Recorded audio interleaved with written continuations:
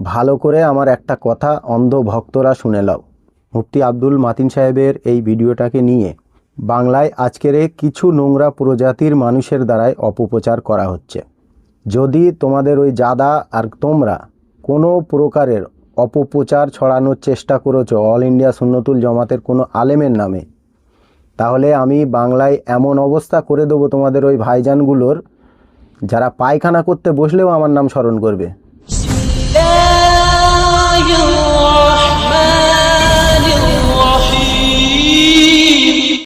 আসসালামু আলাইকুম বন্ধুরা, আমার নাম মোহাম্মদ আব্দুল হাবিব মণ্ডল আর আপনারা দেখছেন হাসিম মিডিয়া।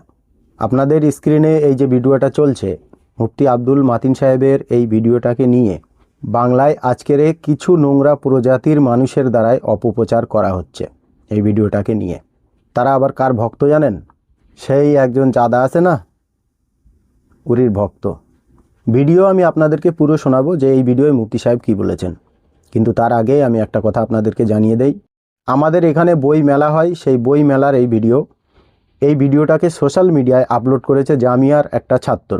যখন এই ভিডিওটা আমার কাছে এসছে আমি অতটা দেখিনি আর সেই মতো সময় পাইনি, কিন্তু আজকে আমার একটা বন্ধু এসে দেখালো যে এই দেখ মাতিন সাহেব মেলায় গিয়ে বক্তব্য দিচ্ছে। তখন আমি বিষয়টা ভালো করে বুঝতে পারলাম। তারপরে আমি ভিডিওটা গিয়ে খুললাম।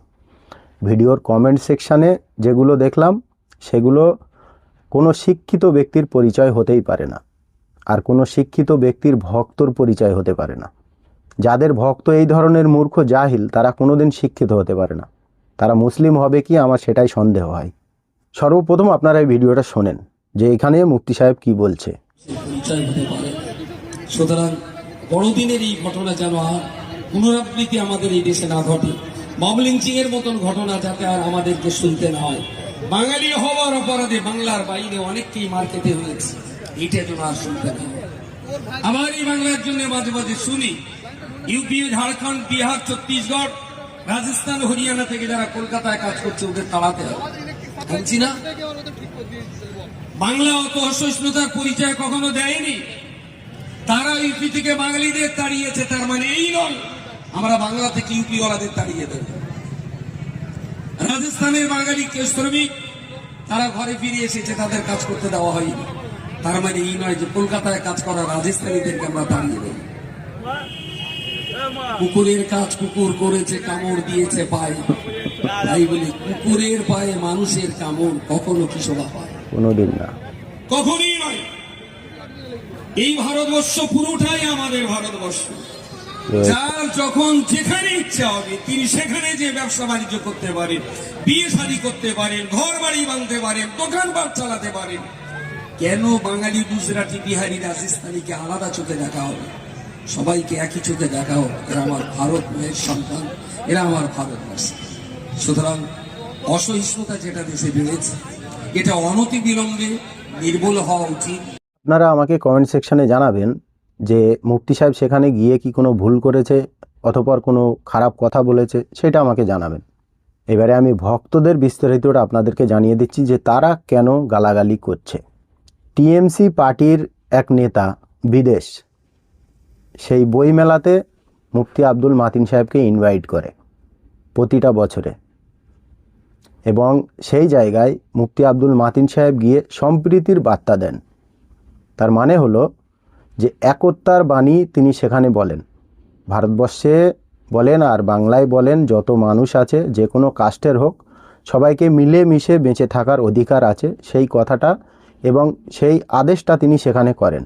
তার কারণে ওই জাদার অন্ধ ভক্তরা সেই ভিডিওর কমেন্ট সেকশানে গালাগালি করছে। কেন জানেন? বলছে যে ওইখানে একটা আলেম গিয়েছে কেন। আচ্ছা, এর আগে এই বই মেলা যত বছর হয়েছে মুফতি আব্দুল মাতিন সাহেবকে তত বছর ইনভাইট করা হয়েছে। তিনি একটা শিক্ষাবীর, মুফতি আব্দুল মাতিন সাহেব একটা শিক্ষাবীর। শিক্ষা নিয়ে তার সব কিছু এই বাংলায় চলছে।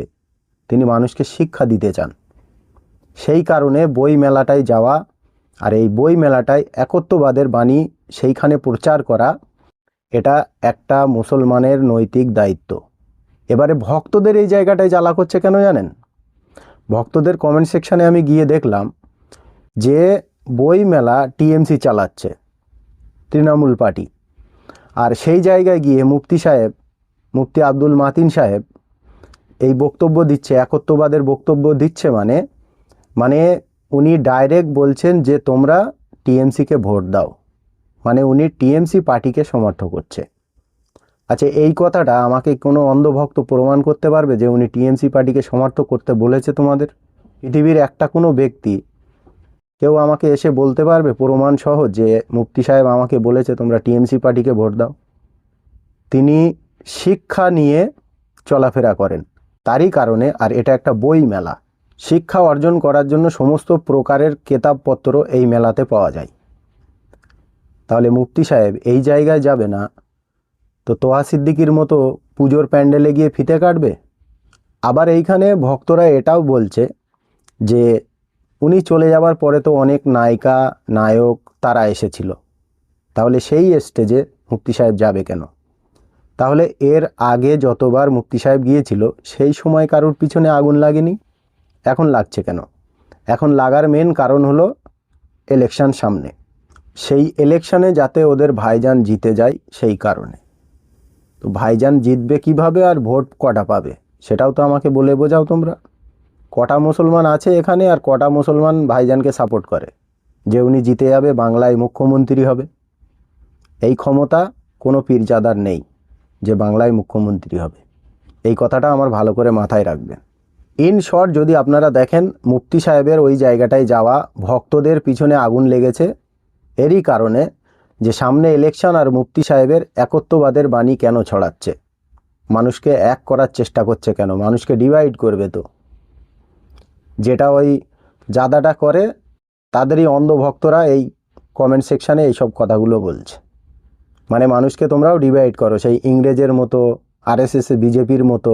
আর এই সকল কমেন্ট থেকে, এই সকল জিনিস থেকে আমরা এটাই প্রমাণ পাই যে আইএসএফ বিজেপি আরএসএসের দালালি করছে বাংলায়।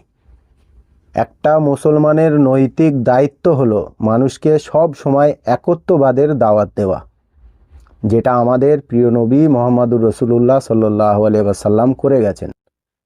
আর সেই আদেশটা পালন করার জন্য যারা নিষেধ করছে, যারা বাধা সৃষ্টি করছে, তারা আবার একটা পীরজাদার ভক্ত।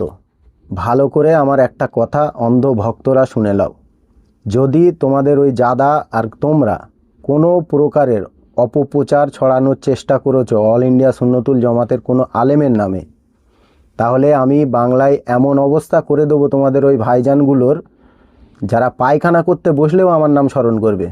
উটো কথা বলা তো দূরের কথা, পায়খানা পেশাব করতে বসলেও আমার নাম স্মরণ করবে।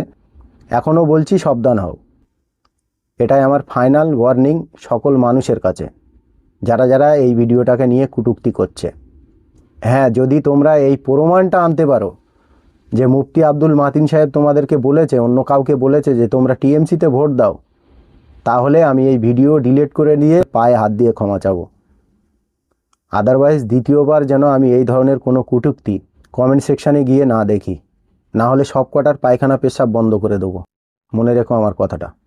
This channel's content is strictly for educational purposes and does not endorse or promote any violent, harmful, or illegal activities.